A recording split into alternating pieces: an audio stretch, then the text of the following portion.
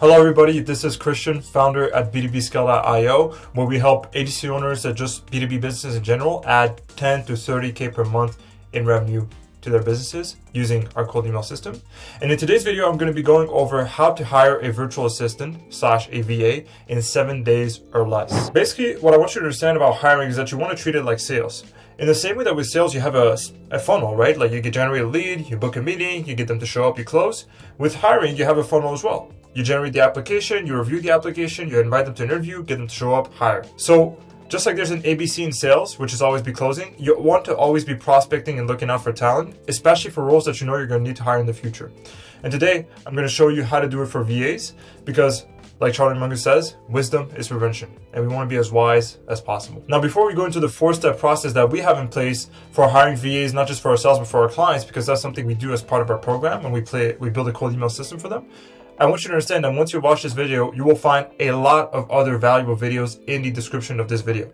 Examples are how to book 45 meetings per month with cold email, how to book hundreds of meetings with paid ads profitably, and there's way more. So make sure to go watch them as soon as you're done with this one. Remember how I said that we add 10 to 30K per month to agencies and B2B businesses? You'll find a lot of our case studies on the YouTube channel as well and in the description. And if you want to have these slides for yourself, they're also in the description. So like I was saying earlier, there are 4 steps to hiring a VA. First, we generate applications, then we review the applications, we then interview the applicants, and then we onboard them. And I'm going to go over each one of these steps in depth so that by the end of this video, you're able to do this on your own. Let's first go over how we generate applications. And just so you understand, whoever's watching this, I was saying that we place VAs for our clients. Through this process, I now have an email list of 50,000 VAs that I can reach out to at any time to hire a VA for any role. Like, and by VA, I'm referring to somebody who is in the Philippines or in Latin America, whose salary is basically usually between $3 to $7 an hour, and who can do different roles like media buying, admin tasks, appointment setting, calling, customer support, and so on. Our main methods of generating applicants to hire VAs that we found to be the highest leverage, meaning it's easier, it gets you the most for the amount of work that you do, is onlinejobs.ph and Facebook groups. So let me go over each one and exactly how we use them. So let's start by talking about onlinejobs.ph. It's a database of Filipino virtual workers, virtual assistants and workers. This is a great tool if you want to find people based out of the Philippines, which in my experience, they are really, really great people, great work ethic, great character. So a lot of our virtual workers that are VAs or just doing virtual work are from the Philippines. OnlineJobs.ph is $69 a month or $99 per month. What I'd highly recommend is, especially if you're hiring a lot of VAs, a lot of people that are doing virtual work from, let's say, the Philippines, right? I recommend to get the $349 plan annually if you have the money for it, because this allows you to create 10 job posts per month. And I'll talk about this a bit later in the video, but people tend to underestimate the amount of work that it takes to hire the right people. You need a lot of volume. So this is what we have in place for our clients. We're able to place 20 VAs per month for our clients, not even including ourselves. And this is what allows us to do it. So basically, it's super simple, right? If you get that plan that I showed you, the $349 per year plan, you are now able to do 10 job posts per month. And what I'd recommend you do, and this is what we do, is we post every 3 days. The same post every 3 days. So you see, this is the exact same post. This was on the 9th, this was on the 7th. We will keep reposting the same thing because the way that these job directories work is that when you post something, it's at the top of the search. And then as time passes by, it goes down and down and down and down and down the search. So it's harder to find. And the way to fix that is to keep posting so that you keep having a job post that's at the top. That way you get way more applicants. Now we post the same job title over and over again because we're specifically looking for this role, because like I was saying, we place these non-voice appointment setters with our clients. So we want to make sure that we have enough to be able to fulfill on the number of clients that we're onboarding. But for you, you might post 10 different job posts a month, or you might have 2 that you're looking for, and 5 of the job posts per month are for that one role, and the other 5 for the other role. Now, the way to add a job post in onlinejobs.ph is, I'll quickly go over it. You click on post a job, and then you put in all the information that you need here. Let me show you one of our job posts so you can see exactly what we would put in here. All right, so this is the job post that we keep posting over and over again to find our non-voice appointment setters, which we then place with ourselves and our clients. So this is the title, non-voice appointment setters wanted, salary. And the job overview / description is incredibly simple. We're now looking for full-time appointment setters. The salary is $2 an hour. You get commissions as well. So most of our setters make $750 per month. By the way, you don't need to have incentives like those, but I'd recommend them. if you can. I tell them how many hours per week it is, their responsibilities, what experience is required, and then I give them a link to apply, which I'll show you the link in a second, right after we've gone over using Facebook groups to generate applicants, which is the second method. So for the second method, which is Facebook groups, the first thing you want to do is you want to find a lot, and I mean a lot of Facebook groups that are specifically for virtual assistants. This is an example of one. And I do want to clarify, when I said a lot of groups, I mean hundreds, because I was saying this earlier and I'm going to talk about it a bit later. You see how I told you that I post every 3 days into onlinejobs.ph? You got to do volume, and this applies to anything in business. So for posting in Facebook groups and finding VAs there, we literally post every 3 days in 100 different Facebook groups for VAs, the same post over and over again to find applicants. It's a volume game. And then this is the kind of post that we post in the groups. Now, I do want you to understand different groups have different requirements of what you can post, so just try to make sure that your job post applies to all of them. But this right here, she's called May, she's our hiring specialist, so she's the one that does this. And this is what it looks like, right? Full-time, the headline, full-time non-voice point setters wanted. Same thing, salary, commissions, the hours. We tell them that we're gonna give them training, because we do, their responsibilities, and same thing as before, no experience is required. We do appreciate points and experience though. And you'll notice I tell them, for Facebook it's a bit different. I tell them, do not DM me to apply. To apply, just follow the next steps. And we tell them to comment interested on the post, and then to apply on the link. Unlike with onlinejobs.ph, where we just tell them to apply on the link, the reason we tell them to comment is because if you comment, if there's a lot of engagement on a Facebook post, it gets shown to more people. So we're asking for engagement, pretty much, to make sure that more people see the post. If you're wondering how to find these groups, it's very simple. Just go to Facebook, search for virtual assistant, and you got plenty of groups here. I would join literally all of these and post in every single group. In these slides, I give you the actual post that we put on onlinejobs.ph. You saw how it's slightly different on Facebook. You can make those adjustments. So feel free again to get the slides in the description to post this for yourself as well. And to of course change it depending on what role you're hiring for. Now, as I was saying earlier, the key to generating enough applications is volume. A lot of you guys and girls who are watching this, you underestimate how much volume it takes to actually get what you want, not just in this, but just in business in general. So when I said post in 100 Facebook groups every 3 days, do it. Like that's literally what we do. It's a lot of volume. People are surprised sometimes, but that's what it takes. So don't underestimate what it takes to get the right person on your team. Because if you don't generate enough applications, you're not going to see the full scope of the types of people that you could get for your team.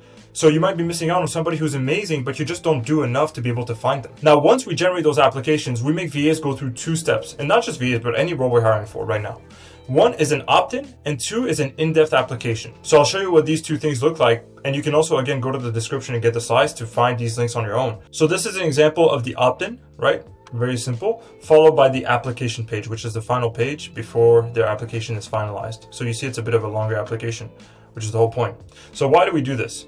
Because a lot of people will finish this page because it's easier to finish, but they won't go through your whole application. Not because they don't want to, but just because, like, look at this, we're asking them for way more, right? So obviously people get busy, they forget, things come up. So the whole goal of having an opt-in page, just like with marketing, right, is to collect their details. It's to get their name, email, and phone. More importantly, their email, because texting people in the Philippines, it costs a lot if you're using Twilio or some other tool like that. So what this will allow you to accomplish over a long period of time, if you keep looking for applicants, is eventually, kind of like us, you're going to have a huge email list of applicants for whatever role you're hiring for. So if you ever need to hire again, you're not going to need to rely on any external tools. You have an asset, which is a huge email list that allows you to hire quickly. And if you hire quickly, you grow faster. And that's what we all want. So again, we're first going to make them go through this opt-in, super simple.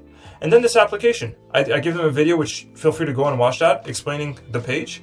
And then the benefits of working for us, a bit about the company, including one of our core values, the job description, what success looks like in this role, what the job entails in salary and schedule, the skills that are required, and then we ask them to fill out the form below to finish the application, where if they were referred by somebody, they would tell us. I shouldn't make this required, but it's a long story. Upload their resume or CV, and to film a 2-minute Loom video explaining a couple of things. So doing an internet speed test, writing a 100-word paragraph, showing their computer specs, telling us about their experience, their goals, their ideal work environment, and what interested them about the role. I think that honestly, looking back, and we're still doing this and it's working, but this might take more than 2 minutes.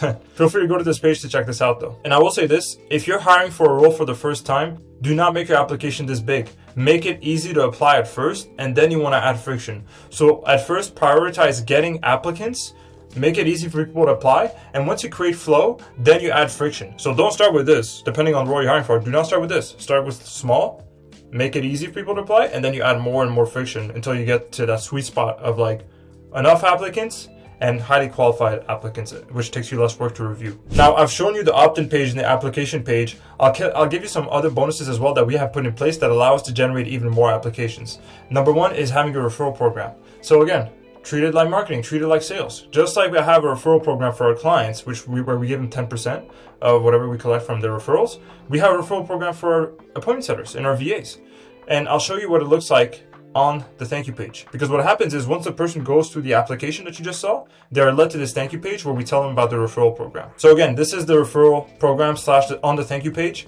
And once they go through this application that I just showed you, they're redirected here. We tell them thank you for applying. And then we tell them the referral program. So here's how you can make hundreds of dollars by referring your friends to this job. And the amount that you're going to give people will really depend on the role you're hiring for. If you're hiring from a third world country like in the Philippines, we tell them that for every person they refer, we'll give them $100, which obviously in the Philippines is more valuable than if I gave $100 to somebody in the US or Canada. So if we're hiring for appointment setters like in the US, SDRs, sales development representatives, which we're hiring for right now, we don't give 100, we give 1,000 because it's a different role. It's a different country that we're giving money to. And so I give them a video explaining the referral program. And then I tell them how to apply for the program here. And also I give them some directives on, hey, make sure to send people to this link. And also I tell them like how to get the referrals. Take this and post it in your Facebook. I literally tell them to do that in the video. So you make it easier for people to refer people to you. And bonus number 2 is to treat this like lead gen. So we have follow-up sequences for people that opt in but do not finish the application. So if someone goes through this opt-in and then they're led to this application page, but they don't finish the application, we'll know, and we're going to send them emails saying, hey, first name, I noticed that you went through the opt-in, but you did not finish applying for the role, for whatever the role is called. Can you go to this link and finish your application? And then maybe just like with marketing, you would add scarcity, urgency, social proof. So maybe you say, we're only hiring for one person before the end of the week, and we've already had 257 applicants just today. Whatever, that's just random numbers, but like, it's marketing, guys. It's marketing. So you treat it like marketing. We also have appointment reminders, right? And I was like this. Don't get me wrong. I was like, hey, I don't need to send them reminders. If they don't show up, they don't show up. It's on them. They got to remember. And while that's fine, if someone does not have a job, right? If you're trying to hire somebody that doesn't have a job, that is good reasoning. But the best people for any role are people that are already employed elsewhere and are unhappy with their current role for whatever reason. There's something they don't like, but they're really, really good at what they do. The A players are employed for the most part already at another company. And so they don't need you. They're not desperate about getting this job. And that's why you want to make it easy for them to actually hop on calls with you. Send them reminders. It's fine. Or at least that's my philosophy. So we have all those things in place. And like you saw, we have a referral program. We treat it like marketing. It is marketing for talent instead of marketing for clients. Now that was step 1, which was generating the applications. Let's now talk about what you do once you get the applications, so how to review them. Basically, there are 5 things that we look for whenever we watch one of those Loom videos to determine whether we should invite them to their interview or not. 1, they're not a weirdo, meaning is this someone that we actually enjoy working with? Like they have good personality, they're not weird, they look good, and by they look good, I mean they don't look bad really, because like some people will just hop on these Looms and look like, they're not dressed well, their hair's messed up, the background sucks, like just seeing them on a team meeting would make me depressed. So I'm not even gonna interview them. They don't go against our core values is number 2. So and this is a different video, a different topic, but like every company of a certain size, you want to have core values, which is the things that you stand for fundamentally, that every team member aligns with, that team members use to guide their decision-making process. And I look at what they say and do during the Loom video and determine whether these people go against our core values. It's hard to see whether they align with them yet, because it's just a 2-minute or 3-minute Loom video, but I can tell quickly if someone is not aligned with our core values based on the things they say. The third thing I check for is their Wi-Fi speed good? And what we look for is at least 50 megabytes per second. So we tell them to do a speed test. We want to see 50-50 on both the upload and download speed. Fourth, are their computer specs good? By good, I mean at least 8 gigabytes of RAM, because RAM is what determines how many tabs you can have open on Google or just any browser at the same time. And I don't want them to be lagging all the time and not being able to do their task quickly and efficiently because of the fact that their computer sucks. So if you're going to hire somebody, you might as well make sure they have a good computer. And last but not least, do they write in English well and do they speak it well? So if you go look back at the things that we were asking them to do earlier, one of the things was writing a 100-word paragraph. And of course, because they're speaking throughout the Loom, we can see how good they are at speaking in English, and we can see how good they are at writing in English. So those 2 things are things that we test as well. And the last thing I'll say, this is a minimum, right? So depending on the role you're hiring for, you're going to ask different things. You're going to check for different things as well. For example, if I'm hiring for a sales role, completely different from VAs, right? But a closer, I'm going to ask them, what experience do you have in sales? Or what experience do you have in selling online, depending on what type of closer you're looking for? And we'll see what they say. And then maybe one of the things that I'd be looking for is, do they have experience in the role? It just depends on the roles. But for VAs, this is what we tend to look at. In the slides, again, here's an application from one of our current team members, someone who's currently on our team. She had a great application. So you can go and check this out if you want. I'm not going to go over it right now. But if you want an example of what this might look like when someone applies and what a good application looks like, in my opinion, there's one right here. So at this point, you've generated a lot of applications because you went with volume. You've reviewed them and you found the ones that are good or that seem that like they could be good. So the good loops. Now the next step is to actually interview them. So let's go over how we do that. Once you have a good applicant, you want to, of course, send them an email telling them you're interested in an interview and a link to book that interview so they can book a time with you. And the way we do it to save time is we always do 2 interviews. First, we do a quick 5-minute interview where we ask them 1 to 3 questions. And then if they qualify, if we feel like there's a fit there, possibly, we do an actual interview, which is 30 minutes. The reason we do that is because a lot of times you can tell in the first 5 minutes of an interview whether somebody is a fit or not, even if there's even a chance that they're a fit or not. And that's what I learned over time. So if you're just going to book 30-minute interviews with people that you've never spoken to before, and then in the first 2 minutes, you find out this person is clearly not a fit, you just wasted 30 minutes of your time on your calendar that somebody else could have booked. Whether that's a sales call, it's another interview, it's a team meeting, whatever it is, you just wasted your time. So that's why we want to be efficient and have 2 interviews. Now let me show you our interview script, because yes, I will be giving that to you. Let's go over it together. So this is the first interview script, 5 minutes. Again, we only ask 1 to 3 questions. And usually sometimes I don't even ask 3 because I'm like, I ask the first question and immediately I'm like, this person's not a fit. I don't want to work with them. First thing I ask and we-ask, why do you think you'd be the perfect fit for this role? And what we're looking for here is to see if this person actually understands the role and if they actually think that they'd be a good fit for it. So we're looking for them to tell us what specific experience they have that is relevant to the task that they need to accomplish with this role. An example of what a bad answer would look like here is, I think I'd be a great fit because I'm very disciplined, I'm very productive, and I pay attention to detail. You want to probe into that and ask them, okay, well, how is your experience relevant to this role? And try to find, like, if they don't give you experience relevant to this role and specific things, and you just say random shit like I'm disciplined, I'm really a hard worker, that doesn't mean anything. It means they don't understand the role, they haven't paid attention, haven't done the research, and they're not a fit. The next question I ask is, who is the person that you admire professionally the most, and what do you admire about that person? And the reason for that is because we want to see what kind of person they are, and a great way to understand what kind of person somebody is to know who they admire and what they admire about them. Because if you admire something about somebody, it's because you're trying to get to that level, right? You don't admire something you don't want to be like. You admire someone that you want to replicate in a way, maybe not 100%, but to some degree. So if somebody here tells me, I admire this person because they're really dedicated to their job, they work super hard, they've achieved great things, I know that that's what they're trying to do as well. I'm very likely what they're trying to do as well, and they align with our core values. And the third question is, what professional achievement are you the most proud of? Because in my opinion, if someone's going to achieve good things / great things at your company, they most likely have done the same thing at previous companies. So if someone can't tell me a single achievement that they have in this question, immediately I'm like, okay, so you're probably not an A player. Then if they pass that first interview, we move on to the next one. I'm not going to go over every single question here because that would take a while, but feel free to go check out this doc here. We're using this right now. It's not outdated or anything. This is literally how we interview not just our VAs, but I interview other roles as well. And mainly what we're trying to do with this interview is to make sure that people align with our core values and that they would fit in with the team. So as I was saying, your interview questions will depend on your core values. You can use our questions as base, but you got to change them to match what you're looking for in a team member and what you're trying to build in a team and culture. And I'm going to kind of elaborate a little bit on that because this is a whole different topic.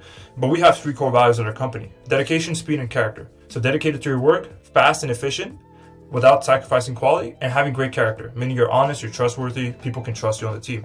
And so all the questions we ask in there, in that interview doc that you can go and check in the slides, are meant to determine whether the person has these things in place, whether they're dedicated, whether they're fast at what they do, and whether they have great character. And another thing that we do in those interviews is we make sure that there aren't any red flags. Why did you leave your previous job? Are they job hopping? Do they keep changing jobs every 2-3 months? And a couple of other questions like those that you can find in the doc. The other thing that we'll do for most roles, like 90% of them, is we'll always ask somebody to do some type of skill test, either between the interviews or during an interview. For VAs, it tends to be between the interview. For example, salespeople, what we do, or what our chief sales officer and my business partner does, is he'll hop on calls with them and do a role play and see how they handle the role play. Obviously, the skill test depends on the role. What you want to do, ideally, is you get them to do in a skill test what they would do in the actual job, and you see how they do at it. I'll give you an example of a skill test for an executive assistant, which is a role we're currently hiring for. So in an executive assistant, we are looking, and we just hired for that role, we're looking for somebody who is self-sufficient, who can figure things out on their own, who can do research, and who doesn't need a lot of our help. And that is reflected in the skill test that we give them. So first thing, I asked them to find a flight for me and my business partner. Second thing, customer support, because I want them to do some customer support as well on our behalf. Third thing, find restaurants for the executives. We want to eat out. We don't want to spend the time searching for restaurants. We want to work instead. Please find us the top 3 restaurants. And we are very specific with the details here. And the fourth thing, I literally asked them to go figure out how to use Zapier and to create a simple Zap. And that's from people that never used it, and I see how well they do. So again, I'm looking for somebody who's self-sufficient, intelligent, efficient, and this is the type of stuff that I would ask them to do on the job. And so I asked them to do it on the skill test as well. If you want recordings of some of the interviews that we've done, by the way, feel free to check them here. This is also in the slides. I literally give you examples of a good applicant and a bad applicant. But funnily enough, and I'll talk about this later, the good applicant in this interview didn't actually end up being a good applicant for our specific type of company and the way that we work. And that's why I'm going to talk about this later. But interviews are great, but at the end of the day, the work does the talking. See how well they work. You got to hire somebody to really find out how good they are, but you want to try to make it as likely as possible that they're going to be a good fit with everything that I'm teaching you here. Now, at this point, you've generated applicants, you've reviewed their applications, you've interviewed them, and now you've found the right applicants. So the last step is to actually onboard them. So a lot of people, what they do is when they onboard an applicant, they just onboard them, tell them to start working, give them some tasks, and that's it. It can be acceptable. It's not ideal. What you do want to do when you onboard applicants, in my opinion, with my current base of knowledge, is first take them through a culture deck. I'll show you what that is. And then we always have a job scorecard ready for every single role that we hire. And that job scorecard details their mission, so what they are here to accomplish at the company, and the outcomes that they need to achieve to succeed at that mission. So let me show you both of these so you can understand what they are. The first thing that we do whenever we hire team members, we take them through these 2 things on a 1 hour to 1 hour 30 call. So this is our culture deck. You can feel free to go check it out, but I'm just going to quickly go through it. We go over our vision as a company, our mission, our goal, right? Our core values. So again, what I was talking about, explain them in depth, and I even have some questions around it to make it more fun and more interactive. I tell them what are the behavioral expectations of our team members. So kind of like ground rules, right? Be on top of SAG, be proactive, be on time, be professional, client call, so basic stuff. I tell them about the company's strategic goals. This is something I just added. So what is our goal right now for 2023, right? Improve our cold email system. We always want to do that and get to a point where we can onboard 30 to 40 new clients per month. How you fit into these goals. I then go over their job scorecard. And something else that I tell them about is how we want every team member to see their role as their own business and to take ownership over it. So we don't expect to tell them what to do all the time. And then final thing, I just started doing this. We then schedule a boot camp. So of 7 to 14 days of 30-minute calls per day with that team member to make sure that they get functional and they get onboarded properly so that at the end of those 7 to 14 days, they don't need my help or the team's help to do their own tasks. To some degree, they're still going to need some help, but like 80% of the stuff, they understand how to do themselves. So now let's go over the job scorecard. So this is an example of a job scorecard for an executive assistant, which I just made. This is the most recent one I made. This is an example of a mission statement. The executive assistant's mission is to free up the company executives' time by helping them with personal matters and admin tasks. Super simple, just a 1 sentence, maybe 2, I'll do 1, explanation of what their mission is. To free up the executives' time. So now they know that's my mission. So that's everything that I do is with that goal in mind. Then I give them the outcomes that I want them to accomplish while at the company to help them actually achieve this mission. For example, take over text and email customer support, order food, Ubers, plane tickets, and any other food and travel related expenses, call people on behalf of the executives, take over non-specific admin tasks, process payments, research things on behalf of the executives, sauna places, yes, I know we like the sauna, new software for the company, restaurants, process payments and subscriptions, do billing.